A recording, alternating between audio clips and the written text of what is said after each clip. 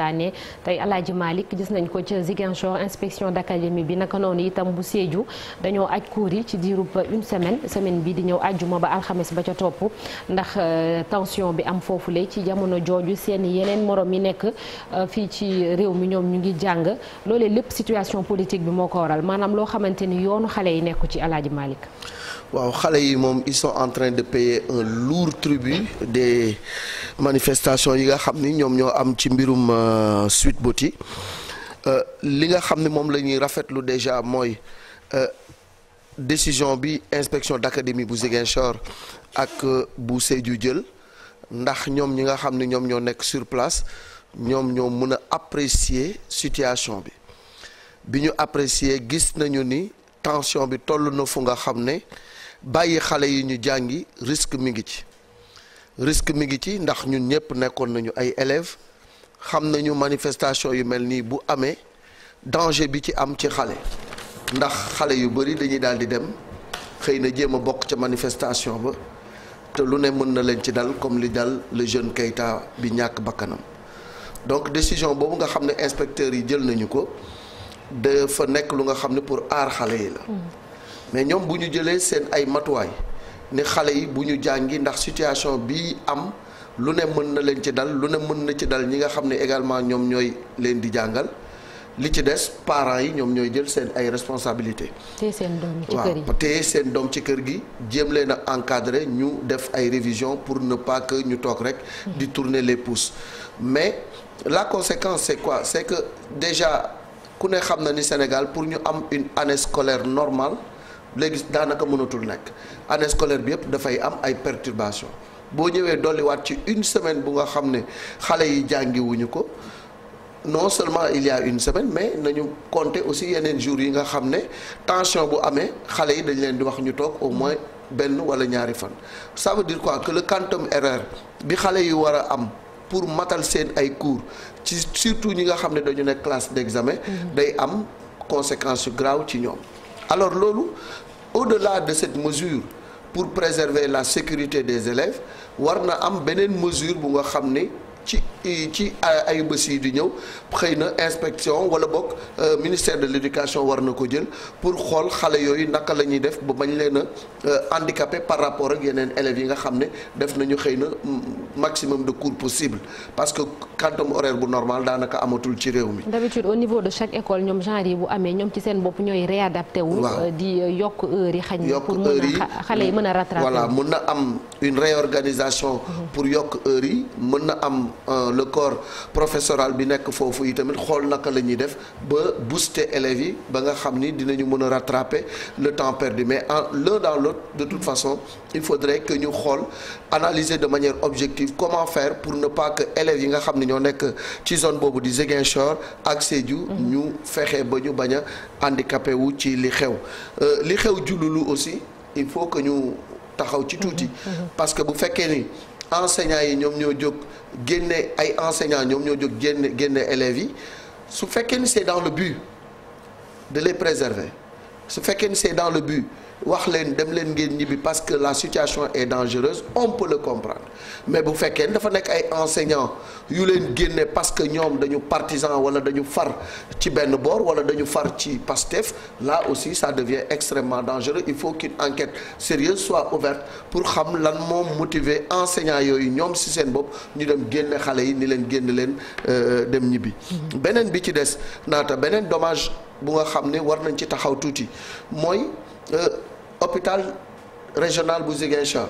ak hôpital de la Paix depuis pratiquement hostilité yi déclenché wu foofu kenn mënu fa accéder ku feebar tey doo mun a dem faju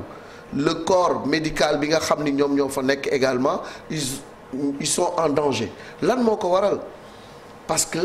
nit moo jóg wax ni ambulance yi dañu ko jël yépp ci ay forces de l'ordre pour dem jëli ji Ousmane Sonko wala pour dem attaquer ji Ousmane Sonko ça c'est extrêmement grave de dire des choses comme ça parce que boo ko waxee tu mets en danger la vie d'honnêtes citoyens ay nit ñu nga xam ne c'est des personnes assermentées dem di liggéey seen liggéey pour faj doomu aadama yi nga mettre seen vie en danger ci wax joo nga xamante ni nii moment bi nga koy wax wóor na leen li ngay wax amaana du dëgg. Je pense qu'il faut arrêter la manipulation, il faut arrêter l'intox, il faut arrêter la désinformation. Et les forces de défense et de sécurité xanaa soxlawuñu laqatu bu ñuy def seen liggéey. soxlawuñu laqatu bu ñuy def seen liggéey. Ils ont suffisamment de moyens. Pourquoi dugg ci ay ambulance et il a été clairement établi que amul benn ordre bu nga xam ni jot nañu ko ba ci avocat Ousmane Sonko maître Clédor Ciré Ly nee na jotuñu benn dogal. buy wane dañ ko war a dem jëli nañu dem jàpp ji Ousmane Sonko. Et pourtant quelqu'un a dit ici que dañu wax ne nañ dem jàpp ji Ousmane Sonko loolu yëpp dafa nekk ay manipulations yu nga xam ne ça met en danger la vie d'autrui et je pense que la sortie du corps médical de l'hôpital de Ziguinchor SAMES ñoom wane nañu vraiment seen naqar ci li nga xam ne moom moo xew parce que seen conscience professionnelle mayu leen ñuy jël ay ambulance di ko utiliser ci leneen lu dul wallu nit ku nga xam ne dafa feebar beneen bi nga xam ne fa laay jeexalee soxna naata mooy li xew également ci xale bi gaañu parce que c'est toujours des dommages collatéraux xale bi gaañu Pape Amadou Keita élève la gaañu na le ministre de l'intérieur génn na communiqué wax ne dañ ko jam ay parents yi wax ne du dëgg dañ ko fital bi ñu demee autopsie bi lu mu wane moo di ni am na objet bu nga xam ni dafa dugg ci dënnam génn ci kii am donc ça démontre que la thèse de la mort par peut-être bal moom moo ci am alors bu loolu amee aussi il faut qu'une enquête soit ouverte. Absolument. Parce que bu fekkee ni dañ ko dóor bal loolu waruñu ko bàyyi mu sedd. Même le procureur doit s'autosaisir ñu def enquête bu leer xam xale bi lan moo ko rey dans quelles circonstances lañ ko reyee ak kan moo ko rey. Absolument. Il faut que les responsabilités soient situées et plus jamais de mort dans ces manifestations. Il faut mu leer Marcel. waaw je pense que genre événement yi bu amee on craint en général que ay dommages collatéraux yu mel nii di am malheureusement déjà lu jëm ci wàllu éducation bi ñu ngi woon ci ay période de trouble Malick mu ngi koy fàttali sànq année yi passé notamment relativement aux revendications syndicales ñu gis na ne quand même quoi qu'on puisse dire am na ci yoo xamante ne gouvernement bi jëloon na ci ay matuwaay defoon ci ay efforts ngir mën a fexe ba enseignants yi en tout cas ñoom seen wàllu bopp ñu mën a dellu ci salle de classe yi pour mën a dispenser des cours aux élèves ndaxte vraiment comme je le dis secteur bi nga xamante ne la dafay yàgg souffrir ci ay grève ak yi di mel donc buñ ko naree yokkaat benn anam boo xamante ne dafay rax politique ce serait quand même c'est quand même assez dommage comme je dis mënoon leen jàll ci leneen fexe ba nit yi nekk ci seen activité en parallèle sans pour autant que mu am ay rëq-rëq yi muy mën a jur dans ce sens là surtout que éducation encore une fois ak lu jëm ci wàllu santé bokk na ci secteur yi nga xamante ne moo gën a prioritaire ci benn réew c'est vrai c'est pour la sécurité des élèves c'est dommage mais bon c'est vrai que loolu moo gën ci ñoom xëy na ndaxte jamono ji ñu nekk kenn xamul fan lay teg tànkam ndaxte c'est quand même une situation assez inquiétante et on ne sait pas de quoi demain sera fait et puis bon bu ñu yaakaar ne rek peut-être que mbir bi Ziguinchor rek lay nar a yem Casamance rek lay nar a yem genre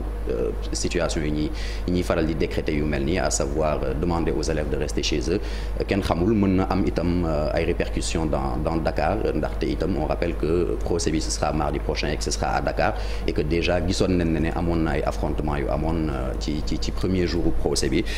et puis après bon solution yi Malick mu ngi ko doon fàttali sànq pour ces élèves là je pense que tey les cours à distance tamit il faut que ñu profité ci pour jël la balle au rebond gën a mën a inculquer élèves yi li nga xamante ne moom mooy les cours à distance en mettant les moyens pour que ku ci nekk bu genre situation yu mel ni amee ñu mën a fagaru ci pour ne pas que ku ci nekk mën a perte ci domaine bi mu nekk. Chérif. Bon, c'est des mesures yoo xamante ni xëy na prévention la pour éviter ay musiba rawatina quand même bu fekkante ni doon nekk ci ay moments de trouble pour éviter par exemple li dal. Adji Diallo nga xam ne élève la woon tamit ak Pape Amadou Keita tam le jeune Keita bi nga xamante ni comme dégâts collatéraux yi. maintenant comme ni ñu ko doon waxee surtout gis ngeen li ANACIM wax taw day teel fii ci Sénégal surtout zone sud bi nga xamante ni quand même foofu moo ëpp li muy taw fii ci Sénégal abri provisoire yi fa la bëree déjà rek loolu handicap la ci élèves yi buñ ci doolee nag comme 2 semaines déjà ñu toog ko tëj anticiper li nga xamante ni mooy fête yi bu ngeen fàttali ko également fële ca affaire Mame Mbaye Niang ak Sonko aussi c'était la même chose mais lu mu ci mën a am c'est des pour quand même la sécurité surtout des élèves ay xale lañ ay manifestations gis ngeen ko lacrymogène mën naa dugg ci ay école wala ñoom ñu gunge leen sax yóbbu leen ci manifestation yi ba ay bakkan faat fi te loolu quand même on en a déjà assez souffert jëm ci ay bakkan yuy root maintenant pour le cas de Djibril c'est le proviseur boo xamante ni quand même il s'appelle Léopold Sagna moom moo def benn rapport circonstancié wax ne am na ñaari jàngalekat yoo xamante ni ñoom du ñoom kese ñëw dañoo ànd ak seeni élèves voilà déjà looloo ci gën a garaaw kam ànd ak seeni élèves ñëw ne nan arrêté cours yi wala parce que le pays va mal mais c'est pas loolu le proviseur loolu wax ci rapport bi une dame boo xamante ni Lambal Corne la ak keneen ki Ablaye Diatta ñuy ñaari jàngalekat yoo xam ñoo ko def muy loo xamante c'est pas responsable de la part d'un enseignant parce que école kenn waru ko politiser chaque jour dañ koy wax ne école elle est apolitique l'école aussi dafa laïque ku ci nekk sa ngëm-ngëm wala lépp loo xamante ni ci wàllu politique la wala ci wàllu confession religieuse waroo ko wane ci école te am na ñoo xamante ni kon dafa mel ni mérito woon ñu leen di jox dénk ay élèves parce que élève li nga war a def ci moom mooy am njàng ci xam-xam mais pas violence enseignant bu mu neex nag bu la neexee nga far fu nekk ci wàllu politique mais waroo ko wane ci espace scolaire ñi ngi xaar nag syndicat d'enseignants yi nga xamante ni quand même ñoom ils sont prêts yenn saa yi bu problème amee ñu yëkkati ay di défendre seeni collègues yii bu amee aussi ils doivent prendre position parce que ils doivent défendre l'école parce que école boobu seen teranga ca la nekk ñoom ñi nga xamante ni quand même ñoom ñoo njaboote enseignants yooyu pour dénoncer quand même c'est ce genre de pratique parce que gis nañ fii Sénégal de plus en plus li fi xew mooy même ci ay cours wala ci ay épreuves d'examen da ngay gis quand même ci li ñuy joxee sax ci wàllu politique la te loolu waruñ koo dugal ci bopp xale yi wala nangam surtout que bu fekkante ni quand même ci daara yu diggu doomu yi la université yi moom ay mag a fa nekk loolu neex na mën nañ ko fa jàng mais daara yu diggu doomu yi amul droit loolu quand même état bi ci bopp moo ci war a jël ay responsable parce que moom moo leen di am mooy seen employeur bu ko defee quand même yii war a dakk mais am na et d'après nos infos am na benn procédure disciplinaire bu nekk en cours il faut mener une enquête pour mu leer contre les deux enseignants les deux professeurs ce qui est normal d'ailleurs parce que comme ni ñu ko waxee am na ci yenn jàngalekat yoo xam ne vraiment amul seen place ci ay salle de classe bu dee yi pratique la di doxee wala parce que fan la ñu tàggatee ñu mën nañ ko mën a jàngale pour que lii mën a dakk fii ci Sénégal ñu mën a séparer le combat politique ak li nga xamante ni que moom lañu war a jàngale gone pour bañ leen a sànq wala nangam parents d'élèves aussi nañ ko et cetera pour ñu mën a défendre li nga xamante mooy suñu école parce que l'école publique sénégalaise déjà dafa nekk ci crise bu métti donc buñ ci yokkee ni musiba naaru laay la ci gone yi nga xamante ëllëg ñoo aspiré ngir daal di mën a diriger suñu réew mi di Sénégal maintenant li ngeen ko waxee hôpital moom même dans les pays de guerre dañ leen di épargner ci ay cible ak i bombe parce que boo ciblé attaque hôpital wala nangam def barricade pour empêcher quand même nit ñi ñu mën a accéder fi nga xamante ni mooy ci hôpital loolu crime de guerre la et te surtout réew yoo xamante ni gis nga suñu hôpitaux yi amul jumtukaay yoo xamante ni moom leen mat am nañ ay jafe-jafe yoo xamante ni quand même ñu barricade nun dem et puis manipulation bi aussi na ko nit ñi di bàyyi parce que mënoo di mettre en danger la vie quand même du personnel soignant bi nga xamante ni bu nit ñi jàqee fa la ñu yóbbu gone yi ñu mën leen a faj et cetera ba naan dañuy utiliser ay ambulance force de défense et de sécurité wala naan dañ leen di boole wala naan bu amee ay manifestants yu fa gaañu dem di fa faju dañ leen di boole te ñoom wax nañ ko nee nañ seen code de déontologie ak li nga xam moom la leen tàggatee ñu prêter nañ serment si loolu du seen rôle et cetera nit nu mu mënti doon bu ñëwee dañ ko war a faj arrêter quand même manipulation bi nga xamante ne après conséquence bi mooy jur yi ngay mettre en danger quand même la vie personnel de santé bi nga xamante moom lay nekk te loolu lépp nag comme ni ñu ko waxee état bi moom war a xoolaat boppam tamit jël ci ay responsabilités pour yi dakk quand même parce que am na yoo xamante ne waruñ koo nangu ci réew moo xamante ne quand même dañ ne réew mu jaar yoon la. Cheikh Tidiane Diaw pour terminer oui. Ils ont tout dit en attendant vraiment li Chérif wax aussi je pense que foofu lay waxee sax surtout ci wàllu manipulation bi actuellement c'est le mal qui nous gangrène. parce que ñaari côté yëpp dañuy manipuler te ku ci nekk xibaar bi la neex bi nga bëgg a dégg moom ngay jàpp ni moom mooy dëgg kenn amatul benn esprit de discernement duñ la wax dara ba ngay wëlbati seet ndax dëgg la wala du dëgg mais tant que neex na la tant que ça t'arrange tu dis que c'est vrai et malheureusement mën na dem ba jur yoo xamee ni waroon na mën a ñàkk si jàng bi nag jàng dafa am principe d'équité maanaam élève bi nga xamee ni moom moo nekk Ndakaaru ak élève bi nga xamee ni moom moo nekk Diouloulou ñoo war a yem. ci ni ñuy jàngee tey jii c'est pas normal dans un pays comme le Sénégal élève bu nga xamee ni mi ngi dans le sud du pays mënul dem école élève bi nekk Ndakaaru di jàng te suñu demee fin d'année ñoom la ñuy tàggat ci même base yi loolu warta mën a nekk donc c'est à l'État de prendre ses responsabilités pour yu mel ni mën a dakk. C'est ça, même si on comprend la position des IA de Sédhiou et de Ziguinchor ndax fii Dakar bu fi lu ni mel xewee